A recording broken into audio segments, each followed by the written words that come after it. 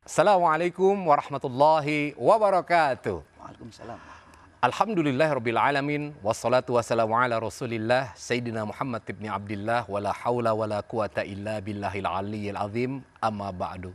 Puji syukur senantiasa kita panjatkan kehadirat Allah.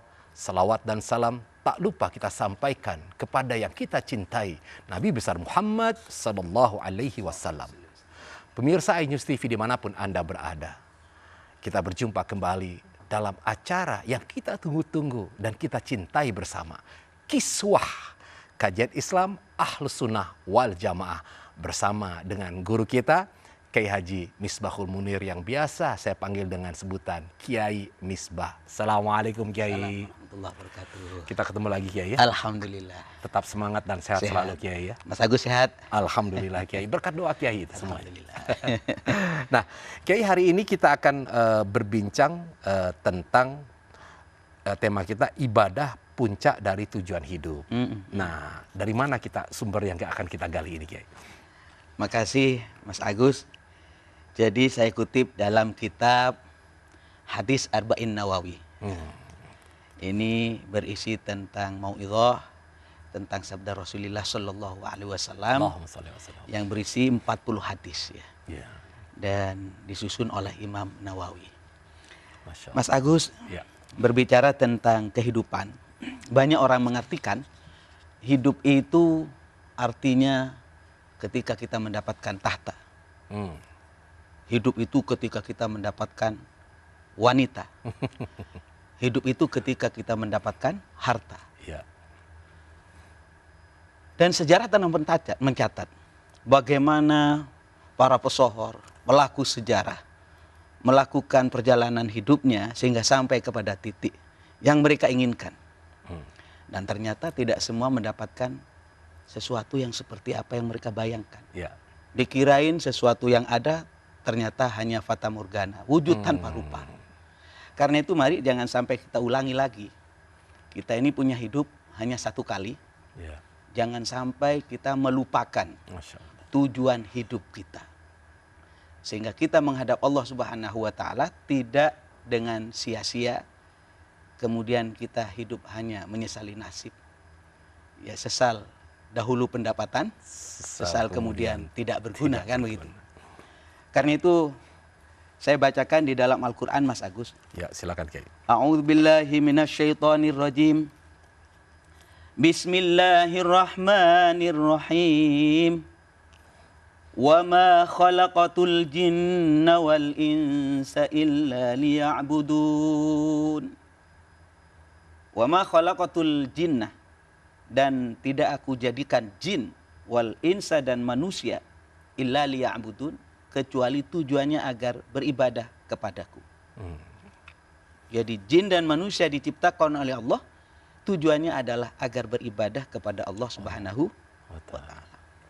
Bahkan di dalam ayat yang lain disebutkan, wa ma umiru illa liya'budullaha mukhlishina lahuddin hunafa wa yuqimus shalah wa yu'tuz zakah wa dzalika dinul qayyimah. Wa ma umiru, dan kita ini tidak diperintahkan kecuali illa liya'budullah, kecuali beribadah kepada Allah Subhanahu wa Ta'ala. Mukhlishina lahuddin, yang ikhlas karena Allah, bukan karena yang lain. Wa yuqimus shalah, dan diperintahkan kepada kita untuk mendirikan sholat. Wa yu'tuz zakah, peduli kepada yang lain dengan berzakat. Wa dzalika dinul qayyimah, inilah agama yang lurus yang diajarkan oleh Rasulullah Shallallahu Alaihi Wasallam. Nah, ini kita ulang-ulang kalimat ini. Dalam bentuk apa? Dalam bentuk ikrar kita ketika kita melaksanakan sholat, Mas Agus. Misalnya, inna sholati wa nusuki wa mahyaya wa mamati lillahi rabbil alamin.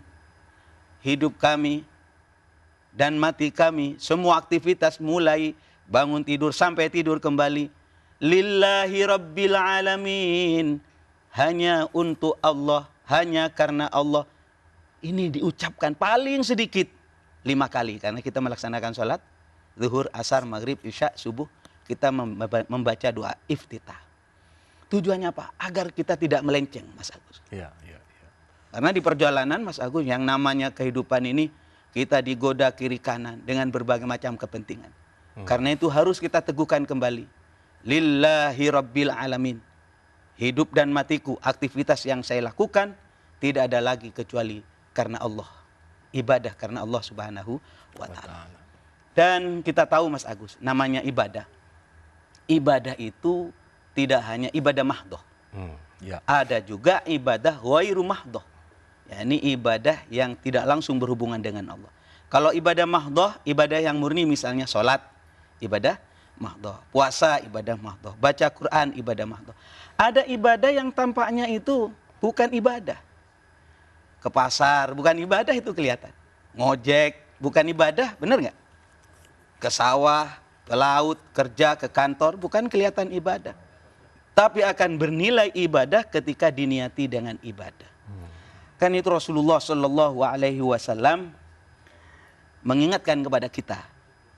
Yang saya tadi sebutkan di dalam kitab hadis Arba'in Nawawi. Kata Kanjeng Nabi, innamal a'malu binniyat. Sesungguhnya sah dan tidaknya sebuah perbuatan itu, apa katanya? Niat. Ya. Diterima atau tidaknya, apa katanya? Niat. Wa innama likulli imrin ma nawa. Sesungguhnya seseorang itu akan mendapatkan sesuai dengan apa yang dia niati. Ada orang kadang datang ke masjid, ada yang pulangnya dapat pahala, ada yang pulangnya dapat sandal. Kenapa? Ya. Karena yang pertama niat karena ibadah, yang kedua niat karena ingin mengambil sesuatu dari milik orang lain. Karena itu saudara-saudara sekalian, Rasulullah mengingatkan Mas Agus. Kamin amalin yatasawwaru, katanya Gusti Kanjeng Nabi. Berapa banyak amal yang bentuknya itu yatasawwaru bisurati amali dunya. Tampaknya itu amal dunia. Ya. Tsumma tasiru bihusni niat min amalil akhirah. Kemudian dengan kebaikan niat, lurusnya niat akan menjadi nilai akhirat. Masyaallah. Tapi sebaliknya, wa kam min amalin yatasawwaru bisurati amalil akhirah. Betapa banyak amal yang kelihatan amal akhirat. Salat akhirat, puasa akhirat, haji umroh akhirat, kelihatannya akhirat. Kemudian kata Gusti Kanjeng Nabi, tsumma yasiru min a'malid dunya, kemudian menjadi amal dunia. Enggak bernilai pahala di sisi Allah. Kenapa? Bisu'in niat, karena niatnya tidak baik. Naudzubillah. Dan itu, ayo para jemaah sekalian, Mas Agus, kita ingatkan semua kepada para jemaah agar kita beribadah lillah karena Allah Subhanahu wa Ta'ala. Karena begini, Imam Malik pernah mengingatkan, maka nalillahi damah wattasalah. Kalau ada apa saja yang Anda lakukan, Mas Agus melakukan apa saja, saya melakukan apa saja, lillah karena Allah, damah akan abadi, wattasalah, dan akan berkesinambungan. Tapi sebaliknya katanya Mas Agus, wa maka naliwairillah in qata'a wa anfasalah. Kalau kita beramal, beribadah, apa saja kita melakukan, bukan karena Allah, in qata'a akan putus, tidak awet, tidak abadi. Karena apa? Karena bukan karena Allah Subhanahu wa Ta'ala. Saya ini pernah, saya punya kiai ini, namanya Kiai Abdul Alim. Waktu itu saya kan mondok di pondok pesantren Sudogiri Pasuruannya. Mengingatkan kepada saya, Misbah, ya Kiai, kamu itu bikin pondok ya? Iya. Apa niatnya? Saya jawab, ya niatnya, yang bingung saya itu, ngomongnya bingung. Karena saya ditanya begitu, jangan-jangan kamu ceramah kesana kemari, bikin pengajian, cari duit. Astagfirullah. Masya Allah. Kaget saya, Mas. Iya. Kaget. Karena ternyata banyak yang terlupakan ini. Ya memang kebaikan, iya tahu. Iya. Tapi niatnya apa kamu? Maka kemudian saya tawadhu, mohon petunjuk Pak Kiai. Iya. Apa jawaban Kiai? Niat karena Allah. Jangan karena, oh sebelah ada pengajian, ikut pengajian. Sebelah bikin pesantren juga. Lah nanti kalau karena sebelah ini, kalau sebelahnya tidur, ya tidur juga. Selesai acara. Karena itu benar katanya Imam Malik, maka nalillah. Apabila kita melakukan sesuatu apapun karena Allah, damah wattasalah, akan abadi dan akan berkesinambungan. Masya Allah. Ini Mas. Ya. Nah, jadi kalau dapat kita tarik dulu kesimpulannya bahwa ibadah itu mencakup dua hal ya. Ya. Ibadah mahdhoh, ibadah-ibadah yang khusus kita kayak sholat, ritual lah disebut seperti itu ya. Puasa, zakat dan segala macam itu memang sudah ditentukan. Dan ada juga yang disebut dengan ibadah sosial mungkin ya. Nah sekarang bagaimana? Apakah ada korelasi antara ibadah mahdhoh itu dengan ibadah sosial? Apakah ada korelasinya antara sholat orang itu dengan kehidupan kesehariannya? Mas Agus, kalau kita perhatikan memang sholat itu kan barometer. Menjadi sebuah tolak ukur. Insya Allah, kalau sholatnya baik, nular kepada ibadah yang lain. Karena itu Kanjeng Nabi Muhammad mengingatkan begini. Besok di hari kiamat, awwalu ma yuhasabu bihil abdu, yaumal qiyamah as-sholah. Pertama kali yang akan dicek, yang akan diperiksa terlebih dahulu adalah sholatnya. Kalau sholatnya baik, nyelonong masuk surga Mas Agus. Kalau sholatnya nggak benar, biasanya yang lain itu melenceng-melenceng.